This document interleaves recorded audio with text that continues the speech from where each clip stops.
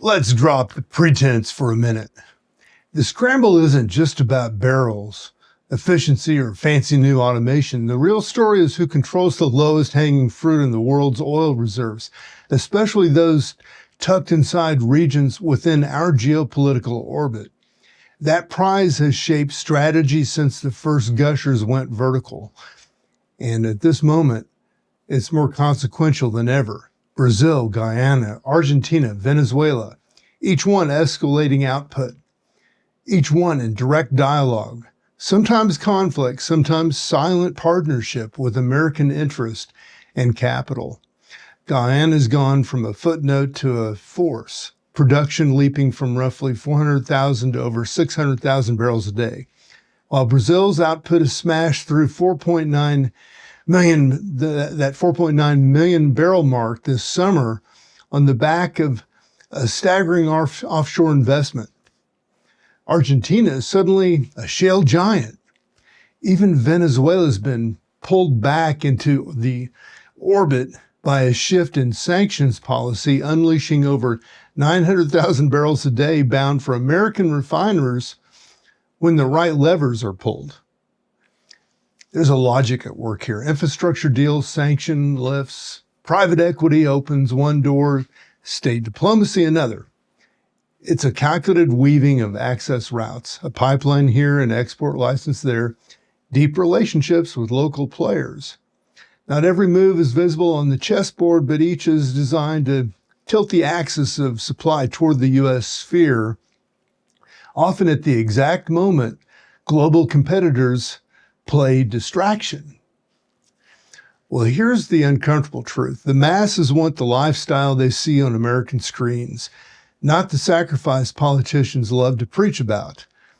When the real shortages bite or energy prices pinch, survival trumps ideology every time. The environmental idealism, no matter how noble, folds quickly when confronted by insecurity or decline. That's human nature, plain and simple.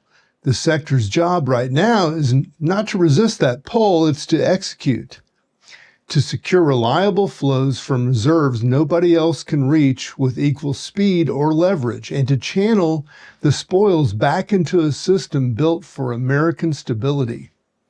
Efficiency and technology matter, yet nothing matches the strategic value of accessible, geopolitically aligned oil.